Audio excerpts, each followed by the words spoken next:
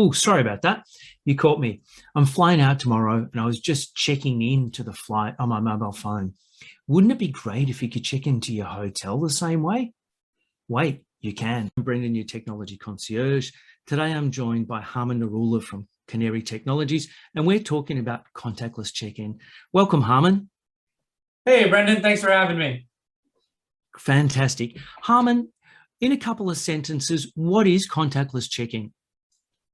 Absolutely. Contactless check-in, also referred to as mobile check-in or touchless check-in, digital check-in, basically refers to providing hoteliers with a solution that allows guests to check in prior to arrival. It's pretty simple. Hoteliers with Canary's contactless check-in solution, what guests are able to do is they automatically receive a link prior to arriving at the hotel. They'll be able to click that link, confirm the details of their reservation, upload a photo of their ID, input their credit card information, perhaps if there's any sort of additional amenities or upsells that they want to take part in, they're able to select those as well. And then they're able to quickly sign their registration card and submit. On the hotel side, they've now completed all the administrative components of the check-in prior to the guest even arriving. So it's really helping them streamline their operations in terms of not having to have guests wait when they get to the hotel in a line to actually check in. And what is it then that guests really love about it? Quite simply, contactless check-in is what guests are looking for and wanting. I think the pandemic has led to evolving guest preferences and guest needs. And I think actually Oracle and Skift recently ran a survey and they found that 71% of guests are now saying that they prefer a self-service check-in solution at the hotels that they're staying at. So it's certainly the way that kind of the world is moving and a lot of hoteliers are now adopting. Our solution, a lot of the benefits that the guest gets is that they don't have to download an app. They get a link, they can click it, and they can fill it in right there. There's no downloading of a new application or anything like that. And the entire experience of actually completing a contactless check-in takes just 60 seconds. Super quick, super easy, really intuitive for the guest. And it allows for them to not have to wait in a line once they actually get to the hotel. Perfect. Yep. So very much like we've been doing with airlines for years, it's now available in hotels. Absolutely. From a staffing point of view, what do the hotel staff love about it? I mean, very similarly, did I mention the lack of lines for the hoteliers? I think, oftentimes when you look at reviews or guest satisfaction index or guest satisfaction scores for hotels, the check-in experience is one of the biggest driving factors of a GSI score. So, reducing the time the guests actually have to wait in a line, that's obviously a very big factor. But honestly, for hoteliers, it's streamlining their operations. It's taking all the administrative components out of the check-in process and having the guest actually fill in and take part in that before they even arrive. One of the other big pieces for a lot of hotel owners is that we're seeing a significant reduction in fraud and chargebacks. And the reason for this is that when folks are filling in their check-in information prior to arriving digitally, we're now being able to run some fraud detection in the background to ensure that the information that's being put in and so forth is correct. Additionally, there's a ton of new additional revenue that's being driven. Now it's really easy for a guest to do some upselling, adding in some amenities prior to even checking in. We have certain customers that they're seeing hundreds of thousands of new revenue that's being driven from the contactless check-in process at this point. And then I think the last piece here is also predictability. Hoteliers are constantly trying to figure out, hey, am I going to have a no-show? Can I maybe overbook because I'm going to see some no-shows and so forth? When are these guests actually arriving? Should I be, blocking them into certain rooms if they're not actually arriving till really late in the evening or something like that? And contactless check-in does that, right? Because the guests are getting these links the night before, the morning of arrival. They're filling it in, and if they're actually they're going to be a no-show, we're now being able to predict that much more accurately based upon when they are or they're not filling in a contactless check-in. Fantastic. Yeah, no, that makes perfect sense. So what sort of hotels are using this solution already, Harman? It honestly really spans the gamut. For us here at Canary, we're working with folks, high-end luxury chains, people like Rosewood and Four Seasons and Ultica and so forth, all the way to the economy and limited service folks as well. People like the Choices Wyndhams of the world, along with a lot of the independent boutiques. Everyone's kind of the benefit they receive and kind of their use cases is a little bit different in terms of like what they're trying to get at.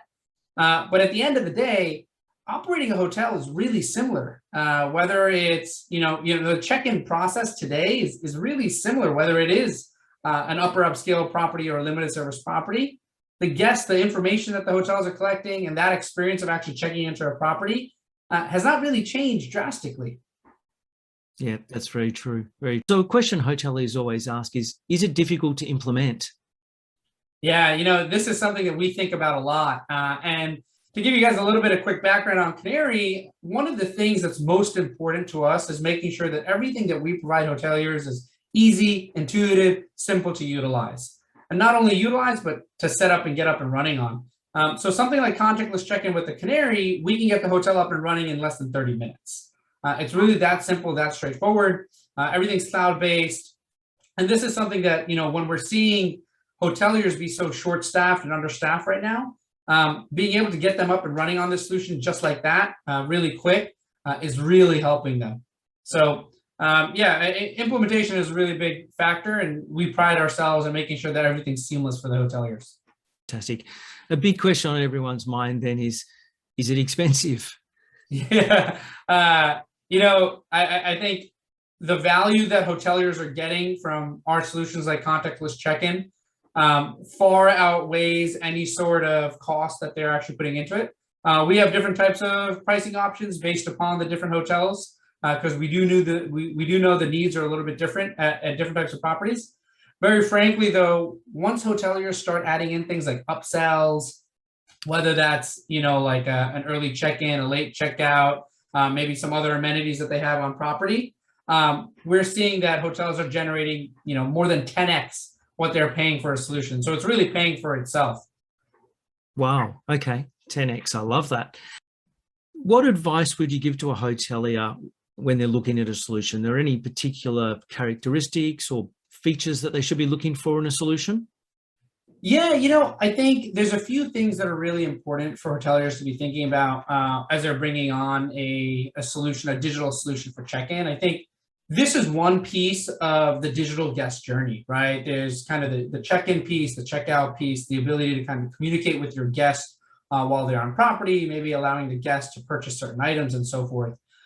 So really thinking about that comprehensively, and maybe you don't want to, or maybe you don't have the ability right now to engage the guest on the entire digital journey, but ensuring that you're working with somebody that is able to provide that entire guest journey.